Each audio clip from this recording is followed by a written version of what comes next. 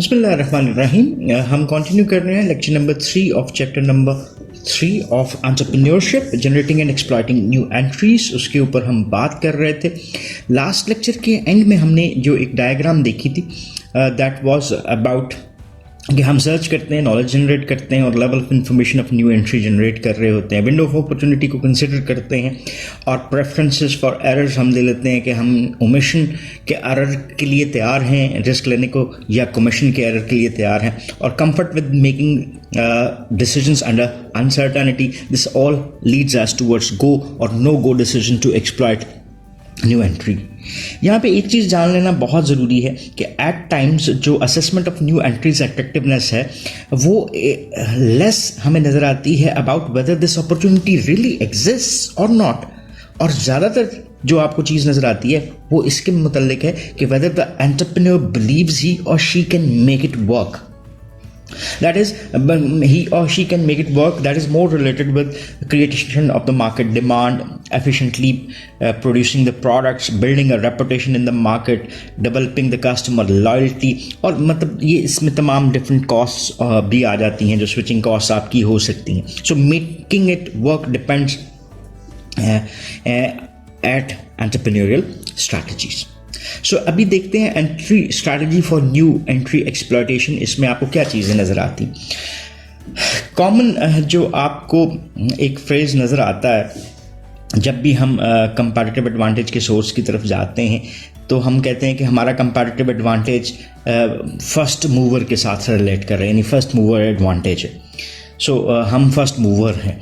अब बात यह है कि weather individual or a business is a first mover or not, whether it introduces a new product or the first to create the new market, ये सारे claims उनसे हैं। इसमें कुछ मेरिट तो आपको नज़र आता है, लेकिन बहुत सारे एडवांटेजेस जो हैं वो आपको इससे मिल सकते हैं। There are certain disadvantages as well. So being a first mover can result in a number of advantages that can enhance performance, और उसमें हम बात करते हैं कॉस्ट एडवांटेज हो सकता है, less comparative rivalry, opportunity to secure important suppliers, better position to satisfy customer, opportunity to gain expertise through participation. So इन चीज़ों को भी थोड़ा सा अंडरस्टैंड करने की कोशिश करते हैं कि ये क्या एडवांटेजेस हो सकते हैं। First thing is cost advantage. हम कहते हैं कि फर्स्ट मूवर जो है वो क्या डेवलप कर लेता है, वो एक कास्ट एडवांटेज डेवलप कर सकता है। बीइंग फर्स्ट टू ऑफर और सेल करना एक पार्टिकुलर प्रोडक्ट को स्पेसिफिक मार्केट में, इसका मतलब क्या हुआ कि फर्स्ट मूवर जो हैं वो फर्स्ट बिगिन कर सकते हैं movement of the certain activities. अब ये movement of the certain activities will bring them what, इसको हम कह सकते हैं अगर हम बात करना चाहें तो एक्सपीरियंस कर्व, लर्निंग कर्व भी कहा जाता है। एक्सपीरियंस कर्व, जैसे हमने नॉलेज की बात की थी और उसमें हमने कहा था जो प्रीवियस एक्सपीरियंस है वो नॉलेज में अच्छा खासा कंट्रीब्यूट करता है। सो एक्सपीरियंस कर्व क्या करता है कि एक एट टाइम कोई भी फर्म अगर प्रोड्यूस कर रही है एक ग्रेटर वॉल्यूम, जैसे मैं इसको छोटा सा एग्जांपल देता हूँ। ये क्या है जी, ये हम साथ साथ अपना एक्सपीरियंस लेते जा रहे हैं। एक्सपीरियंस की वजह से छोटी सी एग्जांपल मैं आपके लिए क्रिएट करता हूँ कि जस्ट एक एग्जांपल, अगर मैं ये फुटबॉल बना रहा हूँ, ठीक है जी, ये फुटबॉल बनाने में, करने में, सीने में मुझे कितने टाइम लग जाता है जी? मुझे 6 दिन लग जाते हैं। पहला फुटबॉल मैंने बना लिया, अच्छा नहीं बना इतना। दूसरा बनाया, अच्छा बन गया, 4 दिनों में बन गया था। तीसरा बनाया, 3 दिनों में बन गया, उससे भी अच्छा बना। और अब मैं रोज़ के 3 फुटबॉल बना लेता हूँ। ये क्या है? एक इंडिविजुअल का लर्निंग कर्व है। सिमिलरली एक इंडिविजुअल जब एक्सपीरियंसेस गेन कर रहा होता है तो वो एक्सपीरियंसेस उसको कॉस्ट एडवांटेज दे सकते हैं। सो वो वेज एंड मींस एक्सप्लोर कर सकता है जिसके थ्रू वो मैक्सिमाइज कर सकता है अपनी प्रोडक्शन को और अपनी कॉस्ट को लोअर डाउन कर सकता है। इसको फर्दर अगर आप अंडरस्टैंड करना चाहते हो तो आप इकोनॉमिक्स का एक कॉन्सेप्ट है उसको अंडरस्टैंड कर लीजिए, बेशक उसको पढ़िएगा ज़रूर। That is termed as economies of scale. So इस तरह से फर्स्ट मूवर एडवांटेज जो है वो इकोनॉमीज ऑफ स्केल जनरेट कर सकते हैं। दूसरा जो हमारे पास फैक्टर आता है वो है लेस कंपैटिटिव राइवलरी। राइवलरी से क्या मुराद है? जब आपके पास कंपीटिंग ब्रांड्स, कंपीटिंग फर्म्स मौजूद होती हैं, आप फर्स्ट मूवर एडवांटेज अगर लेते हैं तो आपके कंपेटिटर्स निस्बतन कम होंगे. They will be lesser customers. Yes, understandable है. जब लेसर कस्टमर्स हैं, डिमांड भी कम है. डिमांड कम है तो आपके पास प्रोड्यूसर्स भी निस्बतन कम होंगे. लेकिन इसमें एक रिस्क हमेशा आपके साथ इन्वॉल्व रहता है कि there can be new competitors which can enter into the growing market. जैसे जैसे आपको नज़र आता है. लेकिन इसके साथ एक जो चीज़ आप इसको रिड्यूस कर सकते हैं, इस कंपैटिटिव राइवलरी को रिड्यूस रख सकते हैं, वो ये है कि आप एंट्री बैरियर्स लगा दें.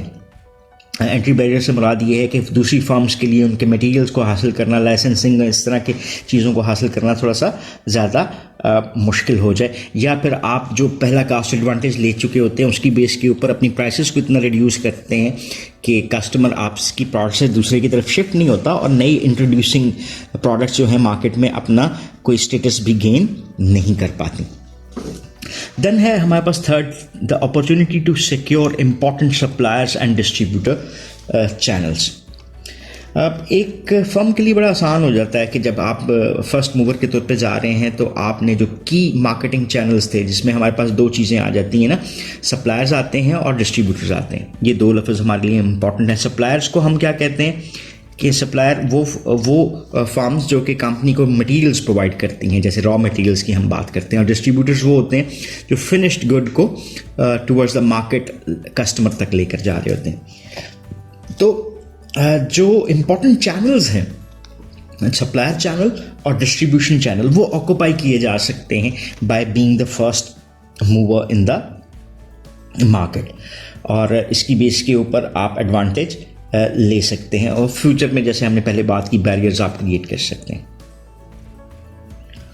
देन हमारे पास फोर्थ एलिमेंट आता है better position to satisfy customers. अब सेटिस्फेक्शन ऑफ द कस्टमर से क्या मुराद है? फर्स्ट मूवर जो भी आ रहा है उसके पास ज़्यादा चांसेस हैं. ठीक है, पहली चीज़, वो अपनी मर्जी से मार्केट को सेगमेंटाइज कर सकता है. पहला एलिमेंट क्या आ गया कि better position to satisfy customer is they can pick their own customers. वो अपनी मर्जी से सेगमेंटेशन किसको कहते हैं? Dividing a market into distinctive group of buyers. दूसरे उनके ऊपर आ जाता है कि उस सेगमेंट में हम टारगेट कर सकते हैं अपनी मर्जी से. तीसरी चीज़ क्या आ जाती है? हम अपनी मर्जी से पोजीशन कर सकते हैं. Position is creating image of your brand into the mind of the customer. So first जो इमेज आपने बना दिया उसको ब्रेक करना मुश्किल हो जाता है. जैसे अगर हमें अपना बचपन याद हो तो हम आइसक्रीम का लफ्ज़ शायद यूज़ ही नहीं थे करते. हम क्या कहते थे? पोल्का खानी है. So Polka was the second name of an ice cream. So ice cream की बजाय लोग पोल्का करते थे. आज आप सर्चिंग की तरफ अगर आप जाते हैं तो मैं कहता हूँ मैं इंटरनेट पे सर्च करना चाह रहा हूँ, तो इंटरनेट पे सर्चिंग की बजाय हम क्या कहते हैं? गूगल कर लो यार. सो आप अपनी जो एक माइंड सेट है कस्टमर का वो क्रिएट कर सकते हैं. और तीसरी चीज़ ये है कि आप क्या कर सकते हैं? अपनी प्रोडक्ट को पोजीशन करने के साथ इस्टेब्लिश कर सकते हैं of getting a better place in the market. Then आपकी फिफ्थ चीज़ आती है, वो है opportunity to gain expertise through participation. First movers have this opportunity कि वो पार्टिसिपेशन को इन्हांस कर सकते हैं. जैसे फॉर इंस्टेंस हम कहते हैं फर्स्ट जनरेशन लॉन्च हुई है. ठीक है, फर्स्ट जनरेशन क्या थी? प्रोडक्ट की एक टाइप आ गई जी हमारे पास. फर्स्ट जनरेशन लॉन्च हुई, कस्टमर के एक्सपीरियंसेस को हमने दिया.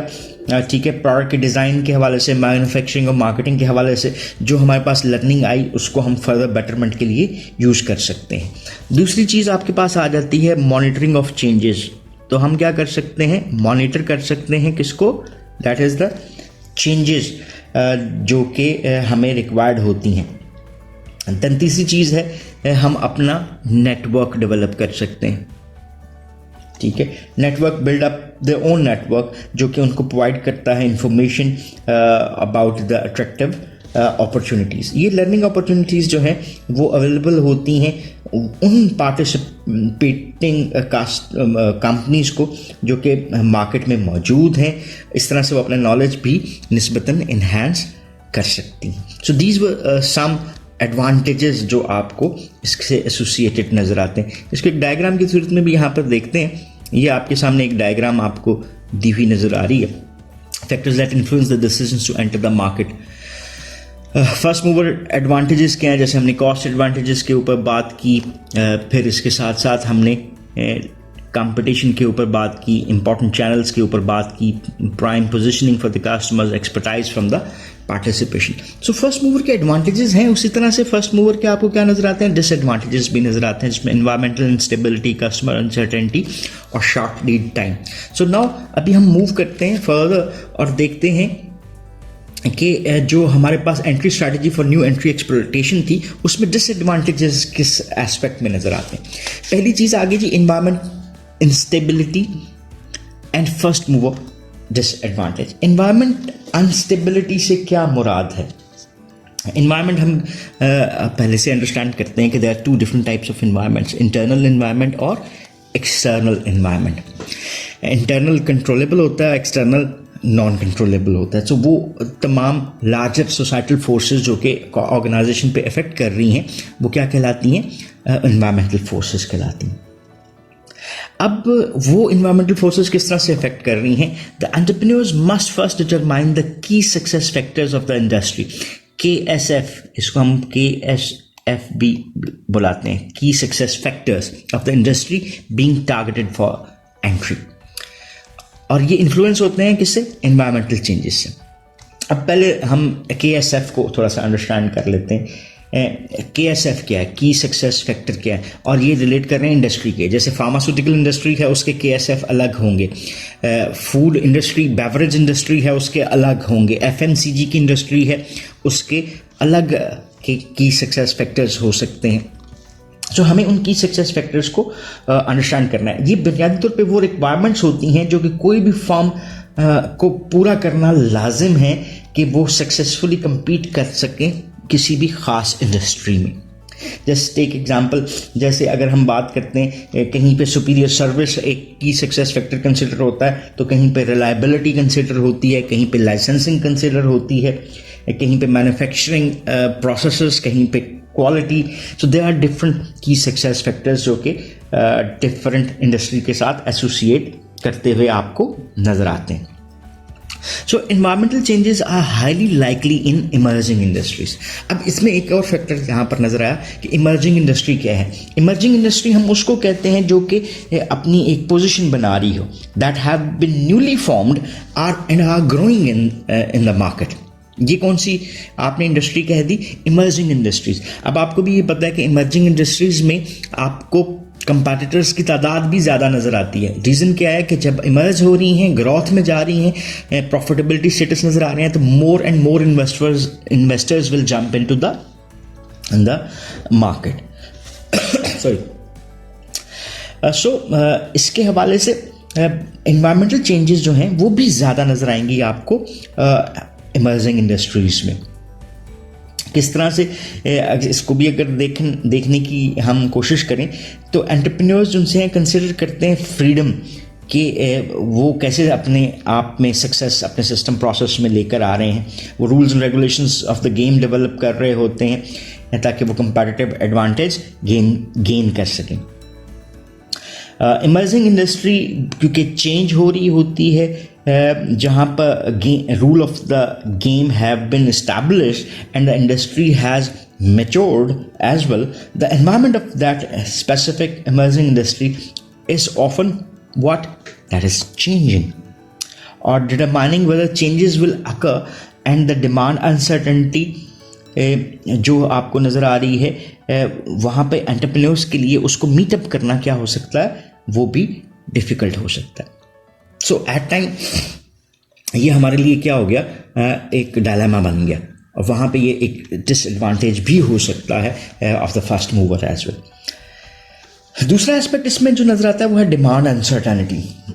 Demand uncertainty being a first mover आपको नज़र आता है कि आपके पास कस्टमर कितने हैं, कितने हो जाएंगे, you do not know.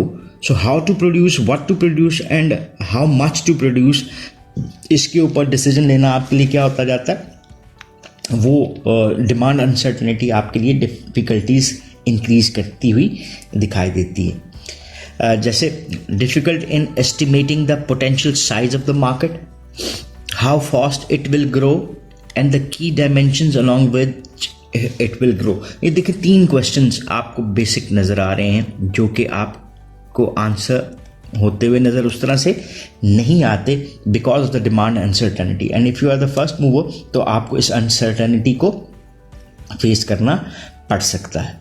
So demand uncertainty basically आपके लिए प्रोडिक्शन में डिफ़िकल्टी क्रिएट कर रही है इन डिफरेंट की डायमेंशंस कि किस तरह से मार्केट काम करती हुई नज़र आ रही है along these 3 questions as well. Next जी, इसको आगे लेकर चलते हैं और बात करते हैं technological uncertainty. What is technological uncertainty? That is difficulty in assessing whether the technology will perform and whether alternative technologies will emerge and leapfrog over current technologies. दो क्वेश्चंस आपको इसमें भी बेस करते हुए नज़र आते हैं कि डिफ़िकल्टी आपको फील करनी पड़ती है इन असेसिंग कि टेक्नोलॉजी आपकी परफॉर्म करेगी या नहीं. पहला एस्पेक्ट ये आ गया. क्या कोई अल्टरनेट टेक्नोलॉजीज़ तो आपको नज़र नहीं आ रही जो कि इसको सरपास कर दें? और जैसे हम एक छोटी सी एग्जांपल ड्रिलिंग की लेते हैं तो ड्रिलिंग ट्रेडिशनल तरीके से होती है, अब लेज़र से होती हुई आपको दिखाई देती है. तो क्या हुआ कि नई टेक्नोलॉजी ने सरपास कर दिया पुरानी टेक्नोलॉजी को. तो आपको जो हायर लेवल पे इंडस्ट्रियल बेसिस के ऊपर ड्रिलिंग प्रैक्टिसेस नज़र आती हैं वहाँ पे लेज़र यूटिलाइजेशन आपको ज़्यादा नज़र आने लग पड़ी. और देन आपके पास जो आखिरी एस्पेक्ट आता है वो किसका है? That is adaptation. Difficulty in adapting to new environmental conditions. Adoption और एडेप्शन, एडॉप्ट करना किसी भी चीज़ को जैसा है वैसे ही पिक कर लेना, और एडेप्टेशन क्या है? जब हम किसी भी चीज़ को तब्दीली के साथ एक्सेप्ट करते हुए दिखाई देते हैं. So difficulty in adapting to new environmental conditions. So entrepreneurial attributes of persistence and determination can inhibit the ability of the entrepreneur to detect first and then implement and then change. इसकी कई reason है कि eight times जो first mover advantage है ना, उसकी base के ऊपर आपने फर्स्ट मूव किया and you got settled. Settle किस में? HR में. आपकी प्रैक्टिसेस क्या हैं, प्रोडक्शन क्या हैं, ठीक है, सेलिंग प्रैक्टिसेस क्या हैं, etcetera. All these you got settled now. अब आपके लिए किसी भी नई चीज़ के साथ अपने आप को चेंज करना और राइट कोर्स के ऊपर दोबारा वापस आना, ये आपकी एबिलिटी इनहिबिटेड नज़र आ सकती है कि आप अपने सिस्टम प्रोसेसेस को उस तरह से चेंज नहीं कर रहे, और your willingness is not there, और the cost that is associated with changing के. और चौथी चीज़ अगर हम बात करें तो वो प्रोसेस जिसको आप क्या कर सकते हैं, समझते हैं कि this is the key to success, तो अब हमें उसको चेंज करना पड़ेगा.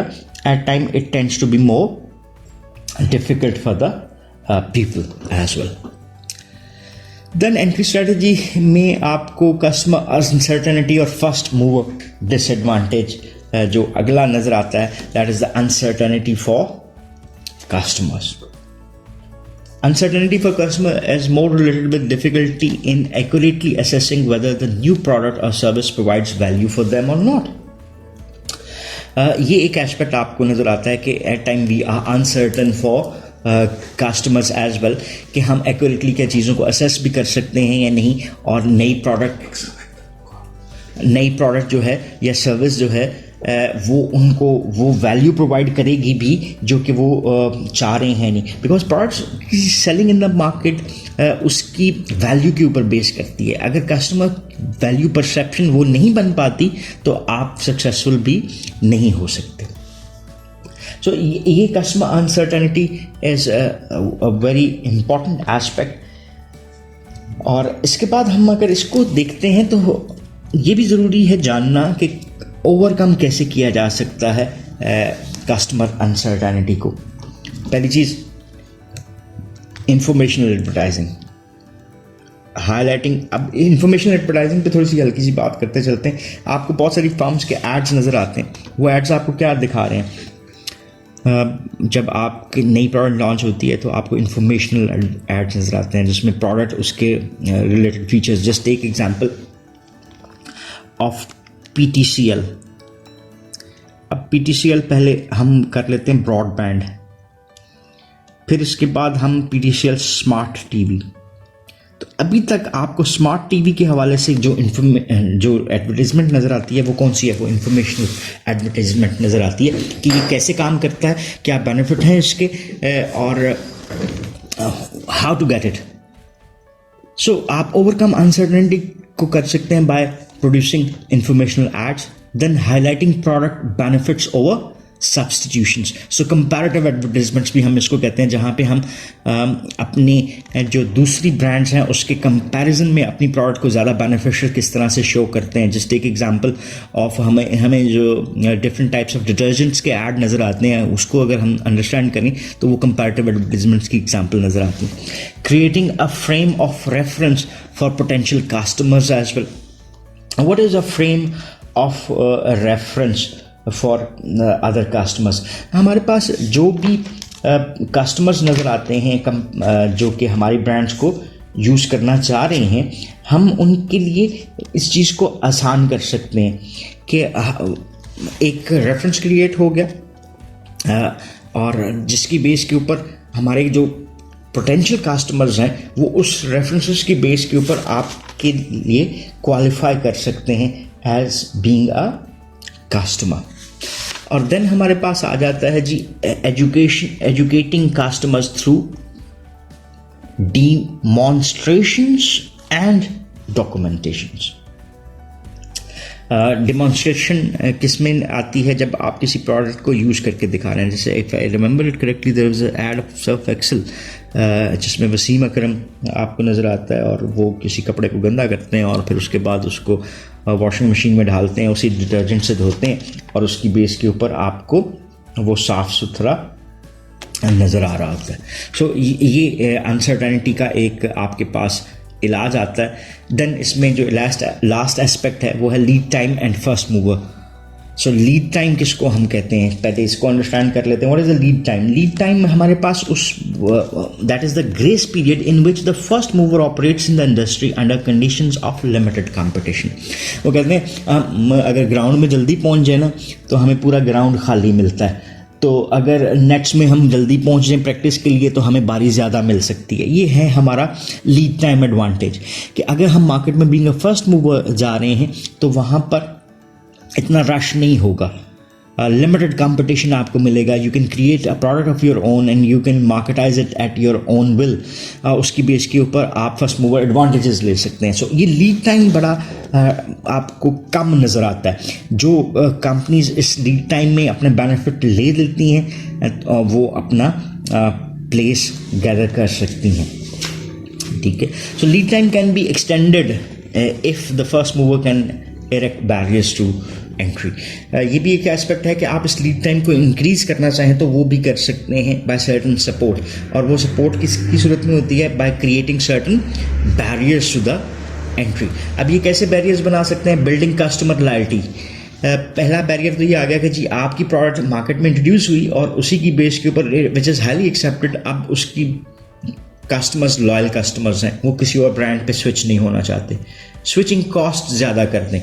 जैसे फॉर इंस्टेंस अगर आप एक प्रोडक्ट को यूज़ कर रहे हैं उसकी बजाय अगर आप दूसरी प्रोडक्ट के ऊपर जाते हैं तो उसकी स्विचिंग कॉस्ट इतनी ज़्यादा है कि आप दूसरी ब्रांड पे जाने से बेहतर है कि आप इसी प्रोडक्ट का यूटिलाइजेशन कंटिन्यू करेंगे।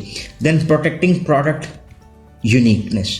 सो अगर आप की डिस्टिंक्टिव फीचर्स अपनी प्रोडक्ट में दे रहे हैं तो स्विचिंग किसी भी कस्टमर के लिए वैसे ही ज़्यादा मुश्किल नज़र आती है। और then securing access to important sources of supply and distribution. So front end और बैक एंड के ऊपर जो आपने being a first mover advantage लिया था कि आपने सप्लायर्स को गैदर कर लिया था। सप्लायर्स के साथ एग्रीमेंट्स में ऐसे आते हैं कि वो for the specific time period ये सप्लाईज सिर्फ आपको देंगे, उसकी बेस पे आप उनको कॉस्ट पे कर रहे होते हो।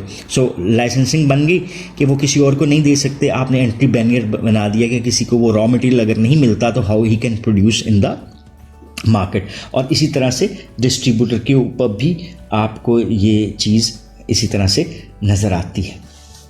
सो ये था हमारा अभी तक के लिए लेक्चर। इसमें एक दो बातें इसको कंक्लूड करते हुए नज़र आते हैं कि इट्स नॉट नेसेसरी कि हमें जो नज़र आता है कि तमाम के तमाम जो फर्स्ट मूवर्स हैं वो सक्सेस गेन करते हैं, या जो सेकेंडली आपको मूव करते हुए नज़र आते हैं, मी टू प्रोडक्ट्स बनाते हुए नज़र आते हैं, वो उस तरह से सक्सेस नहीं ले सकते।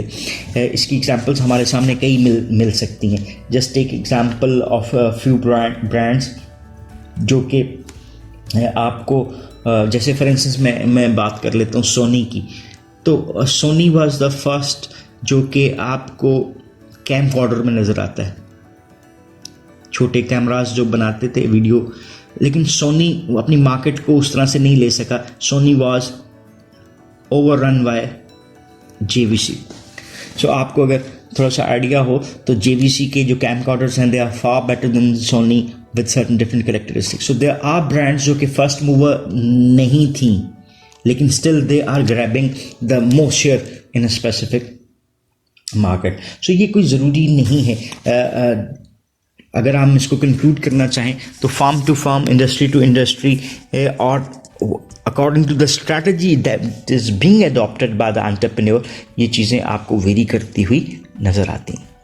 So thank you very much for watching this video, or if you still have any questions or queries, you can ask in the comment section and we would definitely love to answer those. So thank you very much once again. Have a nice time. Allah Hafiz.